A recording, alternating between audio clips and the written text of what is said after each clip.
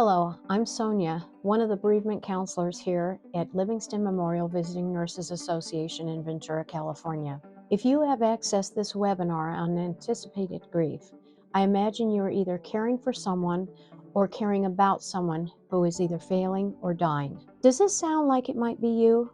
Find yourself in an ambivalent struggle of toggling back and forth from desperately holding on to hope, while at the very next moment feeling those hopes are fading. For some, anticipatory grief causes signs of grieving, even if we haven't quite faced the loss yet, while actually allowing for more gradual processing. Or are you the type that has defense mechanisms of denial, which help you function better in your daily life during this terrible time, but possibly causing a delayed grief reaction following the death? Because our loved one is still here, you may not have had the luxury of acknowledging the anticipation of grief that you were feeling.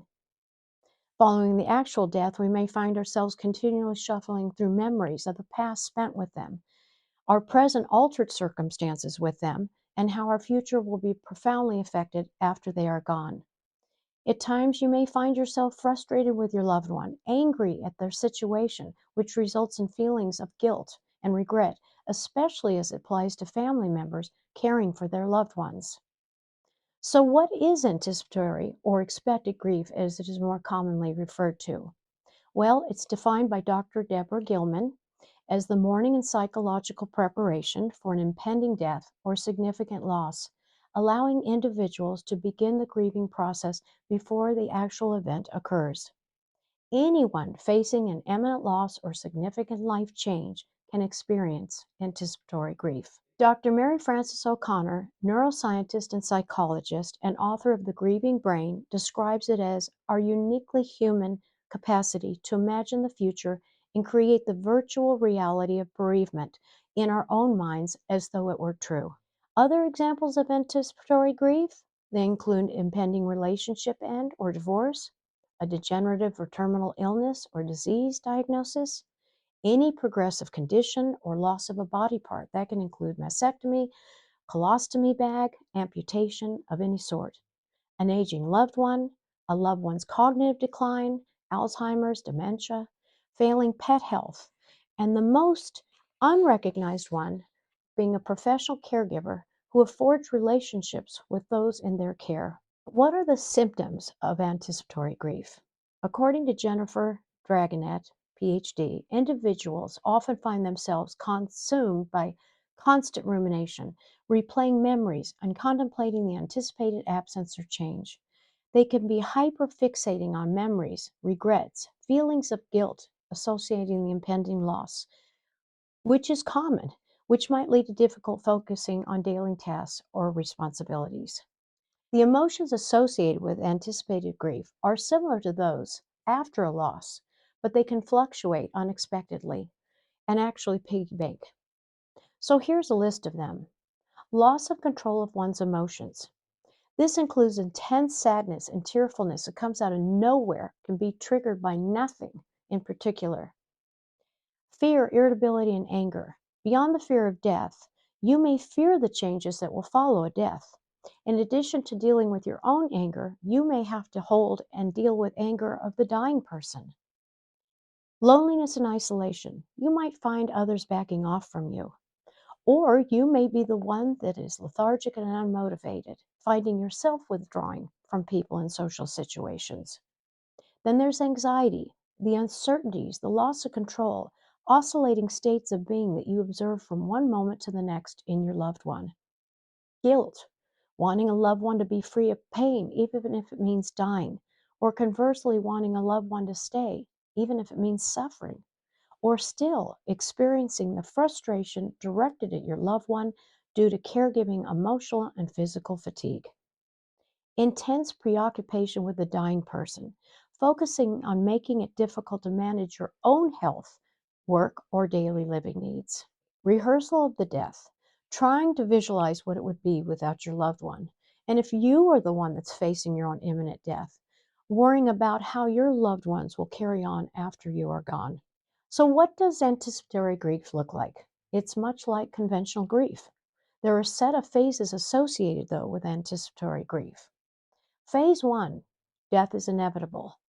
The individual actually accepts that there is no hope or cure for their loved one, and their loved one will be dying. This realization is often accompanied by terrible sadness and even depression. Phase 2, concern for the dying individual. Loved ones may feel regret about past arguments or misunderstanding and other unfinished business with the dying person. Now, if you are the one facing the imminent death, you may have increased fear and concern about death while also worrying about the emotions of the loved ones that you will be leaving behind. Phase 3, rehearsal of death. Both the dying person and their loved ones may start to prepare for the physical death by discussing funeral arrangements, memorial services, saying their goodbyes, and carrying out other activities that address what will happen in the immediate aftermath of the death. Anticipatory grieving can also take the form of what-if thinking. You may wonder how much worse their condition is going to get, if they're going to make it through the holidays or to other important events and dates. Wonder what life would be like without them. All of these are normal processes. Phase 4, imagining life without the dying individual. Loved ones may imagine what life will be like after the loss and more the life that could have been if the impending death didn't happen. They may think about what social situations will be like without their loved ones or how people will react when they're informed about the loss. While there are many similarities between anticipatory grief and conventional grief, however, studies have demonstrated that there are some key differences. Unlike a sudden loss, anticipatory death allows for the opportunity to work through unresolved issues and make amends. You can gain historic or familiar information in the amount of time you have together. You can foster deeper connections. You have preparation time for changes that will accompany the loss. Now, does anticipatory grief mitigate conventional grief? Well, not necessarily. However, each individual experiences grief before and after the death in varying ways. Now, are there positives to anticipatory grief, you might wonder? Dr. Gilman sums it up best. Anticipatory grief may inspire us to focus on making the most of the time we have left with our loved ones, offering precious time for individuals to cherish moments, create lasting memories, and express love and gratitude to the person or situation facing the impending loss. But it also allows for crucial conversations, closure, and the opportunity to address unresolved issues or express unspoken sentiment before the person's passing. Anticipatory grief does not prevent the pain once the loss occurs, but hopefully you may have developed some coping mechanisms towards managing your mourning more effectively. Although anticipatory grief impacts everyone differently, as we've said before, maintaining self-awareness may be the better way to handle anticipatory grief. Having more time to prepare, for example, organizing important affairs, creating memories, and spending quality time with your loved one can offer a sense of control as well as conveying feelings ordinarily taken for granted. Naming it. First, the recognition that you are grieving, and second, normalizing that grief can and indeed occurs before loss takes place helps us to process the emotions as they come up. Focus on making memories. There are many ways to honor those we love while they are still here, which may help us navigate this grieving process, such as celebrating special occasions and holidays earlier. You don't have to wait. Take photos and videos together. Ask questions about their lives and family history. Read, play games, watch movies or TV together. Sit out in nature or go for drives if able. Revisit family photos or home movies. Resolve conflicts and challenges and talk about forgiveness. Help a loved one get their affairs in order.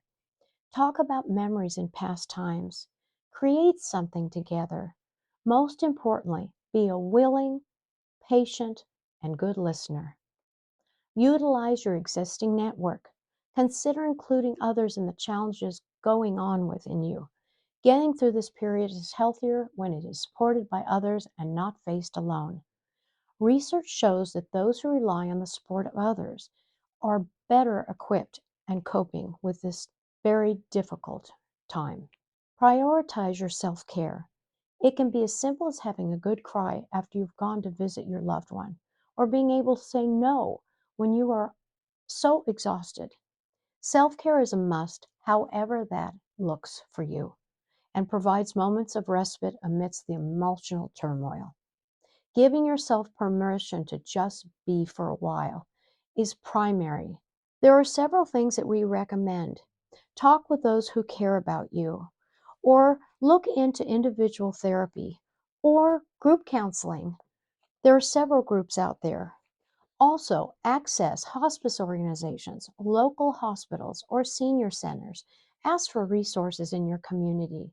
In conclusion, first, recognize your feelings and be intentional with your needs, allowing yourself to feel the range of emotions of sadness, anger, guilt, regret, and all without judgment. Secondly, having open and honest conversations with loved ones can provide an outlet for expressing emotions and sharing thoughts to foster a sense of connecting during this most difficult time. I want to thank you today for accessing this webinar, Anticipatory Grief. And by all means, be kind to yourself and gentle.